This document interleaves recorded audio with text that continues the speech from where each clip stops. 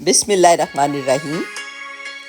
ایک اہم سوال، کیا آپ اپنی اولاد کو فرما بردار بنانا چاہتے ہیں؟ اگر جواب ہاں تو ان باتوں پر عمل کریں۔ آپ نے کبھی ابابیل کو اپنے بچوں کو اڑنا سکھانے کی تربیت کرتے دیکھا ہے؟ ابابیل بچوں کے اڑنے کی تربیت بھی اپنی ذات پر کرتی ہے۔ بچوں سے پہلے اگر وہ اپنے گھونسلے سے دن میں 25 مرتبہ اڑان لیتی تھی، بچوں کے انڈوں سے نکلنے کے بعد 75 مرتبہ اڑانے لیتی ہے۔ ابابیل کے لیے یہی ایک طریقہ ہوتا ہے جس سے وہ بچوں کو سکھاتی ہے کہ اڑ کے سیدھا باہر جانا ہے، کیونکہ پہلی اڑان میں ناکامی کا مطلب پانی کی دردناک موت ہے۔ اس کے علاوہ کوئی آپشن نہیں۔ آپ نے کبھی اس کے بچے کو کنویں میں ڈوب کر مرتے نہیں دیکھا ہوگا۔ بچوں کا یقین اتنا پختہ ہو جاتا ہے کہ جب وہ گھونسلے سے اڑتے ہیں تو سیدھا کنویں کی منڈیر پر جا کے بیٹھتے ہیں۔ بچوں کی تربیت کے لیے آپ کو عملی نمونہ بننا پڑتا ہے۔ ہماری اولاد ہمارے یقین میں سے اپنا حصہ پاتی ہے۔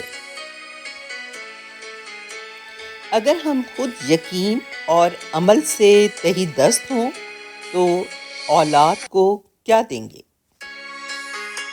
اور وہ آپ پر اتنا یقین کرتے ہیں کہ دنیا کے کسی کتابی ہیرو پر نہیں کرتے۔ بچوں کو کہانیاں نہ سنائیں، عمل کر کے دکھائیں۔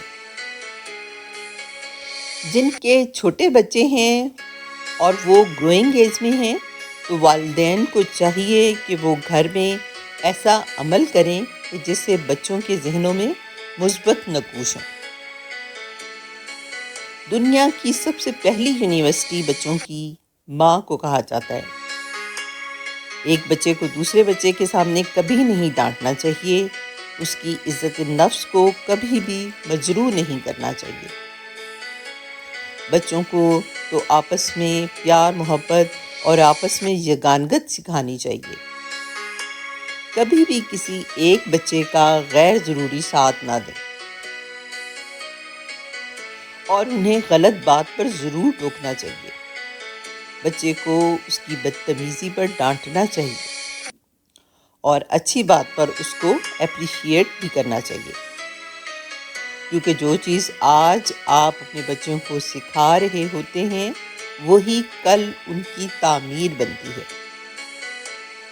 بچے معاشرے کا جب باعزت فرد بنتے ہیں تو سب سے پہلے بات یہ ہوتی ہے کہ کسی اچھے ماں باپ کی تربیت کا یہ نتیجہ ہے، اور اگر کسی چھوٹی بات پر کوتاہی سامنے آ جائے تو سب سے پہلے آواز یہی سنائی دیتی ہے کہ ان کے والدین نے تربیت اچھی نہیں کی۔ بچوں کو ہمیشہ پازیٹیو رہنا سکھائیں۔ ان کو ہمیشہ اپنے آپ سے، اپنے اللہ سے، اپنے رسول صلی اللہ علیہ وآلہ وسلم سے، اسلام سے لگاؤ سکھائیں، تاکہ وہ دنیا کی کسی بھی بے راہ روی کا شکار نہ ہو۔ ان کو پتہ ہو کہ اسلام کس طرح وجود میں آیا تھا۔ یہ ساری چیزیں اپنے بچوں کو سکھائیں، اپنے بچوں میں اور اگلی نسلوں میں یہ سب چیزیں شفٹ کریں۔ ہمارے آباء و اجداد اور ہمارے اس سے پہلے جو بھی بزرگ گزرے ہیں ان کی اقدار بچوں کو سکھائیں۔ آج کے دور میں بچے بے راہ روی کا شکار کیوں ہو رہے ہیں؟ کیونکہ آپ کی توجہ کم ہو گئی ہے۔ آج کے دور میں بچے نشے کا شکار کیوں ہو رہے ہیں؟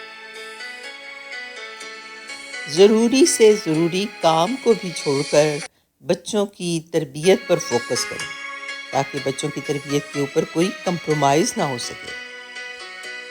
آپ کے بچے ایک اچھے باعزت شہری بن کر معاشرے کو سدھار سکیں اور معاشرے کو عزت اور مقام سے نوازیں ہیں۔